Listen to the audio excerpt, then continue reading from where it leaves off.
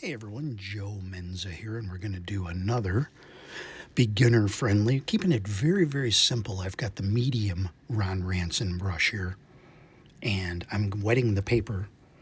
And I want to do a very simple, this is all Cotman, I believe. Oh no, wait, this palette is my, Michael's Artist Loft palette, which I put all these paints on here, which is very nice. And this is like a yellow ochre raw sienna. I'm just tinting the paper. And I believe this is a Strathmore paper. And I didn't apply any white to the background. I'm not going to do that every single time like I did in previous videos, but it does help in some situations. If you want a little more purity of color, use it maybe only for the sky, or don't use it. It's just simply a tool that will get you to where you maybe need to be if you've been struggling.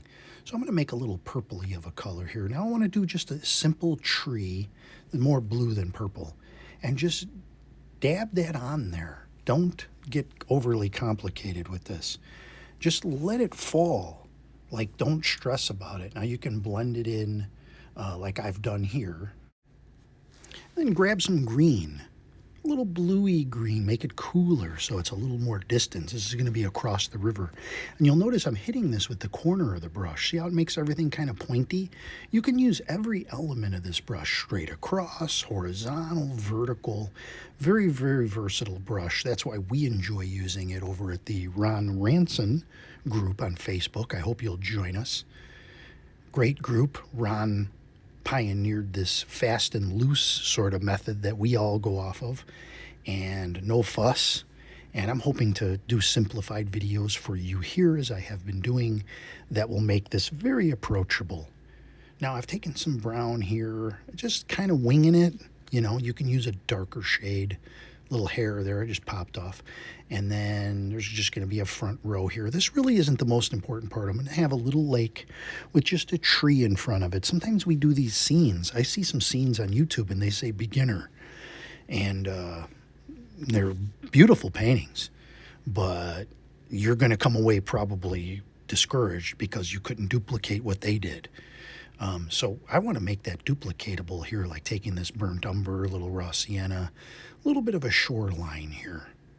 I don't want this to be a situation where, well, you make it look easy, although it does, but I also want it to be easy for you. Here's a little foreground, or we'll have the river in between. And really the biggest consideration for you as the painter is really how much water you're going to put on that brush. That's always going to vary. You can't measure it. The best way you can measure it is go back and watch my videos about water control. Now you'll see here I'm just doing blue sweeping across. And you can look at, you know, a full hake, a dripped off hake, a squeezed out hake. And you can see how much water is on the brush that way, and use that as kind of a primer. A beginner primer is what I mean. Not a paint primer. So I'm taking some blues and some greens, just what I think will go together. Just, you know, I'm not using any scientific method here. This is art. And you'll see I just took the brown, just straight up, put enough paint on your brush, and just a quick 1-2 stroke pass for the tree. Now to the rigger brush. I've dipped that a little more liquidy when you use the rigger brush, the liner brush. And you're only going to have so much paint on there, so maybe you can flick 2 or 3 branches, like 1, 2, 3. Let's see, get away with 1 more, 2 more. This had a good amount of paint on there, but you'll be dipping back in for this for sure. And then I just kind of go crazy and put a bunch of sticks in there. Now you see some trees outside. You're not going to put, you know, there's probably 20,000 little branches on a tree. So we'll simulate that by just kind of flipping them in there real quick. See how I'm dancing this thing around? Practice that on a piece of copier paper. Like some people call it cartridge paper. Now I'm going to take my credit card here, or my plastic palette knife, do a quick scrape down the side to create an element of bark. Now, we used to do the rock scraping. That's where I learned about scraping the paint. And then I started trying it on trees. And, you know, not something you really want to overdo because it is kind of a trick, a little fun little thing to do. But I think it looks very cool on the trees, and most people won't know how you did it. So here's some grass to kind of plant that tree in the ground.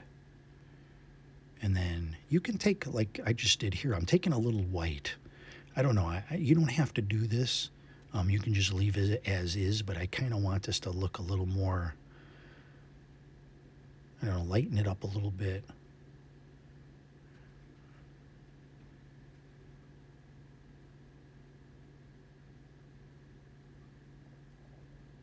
But you don't have to do that.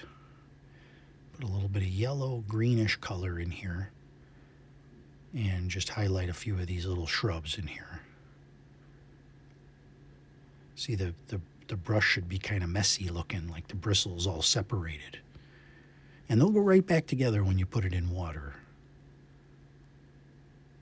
See, you can pop a little bit in there. If you want to highlight across the river there, maybe the light is catching some of those. Again, keep it simple. And I don't really do follow-along videos. I've mentioned this before. You can try, or you can pause it, or at least watch it once through. You know, and then kind of attempt it on your own or from memory. Just lightening up the shoreline a little bit. I don't know why. It doesn't really need it. But I'll just show you this as a little quick trick. Say something's a little too dark. You can make a little wash of white and kind of go over it. When it'll dry lighter. Now we're going to make a little bit of a color here. Just to, I think, didn't really like how that was. And I want to try to make it look like there's a little more leaves there. Doesn't really need it. So you can just run the brush. If you use a palette, use one that's big enough for this brush. I have different palettes. And again, see, I can do leaves here with those bristles fast in 2 seconds. Kind of turn your brush over, around. Grab a little yellow. Don't contaminate it though, like I just did. And I'm just going to highlight those. You could do the yellow first. Up to you, really. Kind of the way I'm doing those leaves. I kind of like the tree is lifting up so you can see those bushes in the background. And that's what happens when you don't really plan your painting. But again, it's fun. That's what we do this for. Now, this is a little trick here. I keep a little of this rose color in a spray bottle. I squeeze out about 1 inch or 2, and then I put water in there and shake it. And I have this one with a yellow in there. And if I think something needs a little warm up, like see now the yellow in the tree and a little pink, I just added a little color without having to go in there and disturb that. And now if you also, here's another little thing, if you wet that down, I just showed you that little trick, you can take your fan brush and kind of lift, pull up on the fan brush, and you can make it look like grass. Now you can see how that wetted that water down. It's looking very liquidy, runny kind of like.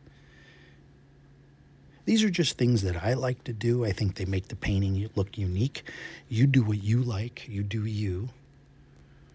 Here's, I'm scratching in some little things there. And then I'll put some darks in here just to, put some dark colors underneath these leaves. Flicking up a little bit more grass. I'm just playing, really. And that's what you should do. You should say, hey, I'm going to go play. If you were a little kid and you said, I'm going to go play in the sandbox right now, and you took a few toys in there, that's how you'd approach it. You know, no child goes in the sandbox and he's apprehensive or she's apprehensive about, I hope when I go in the sandbox today, I play properly, I play correctly. Hope I don't, mess up my gameplay. You just go in there and play. And that's your approach that should be here. And just scraping in a few things in the distance. Just breaking things up. These are little details. These are small little details. Put a little dark underneath these rocks back here. Somebody will think this took you hours to make. So let's see what it looks like with the mount on there.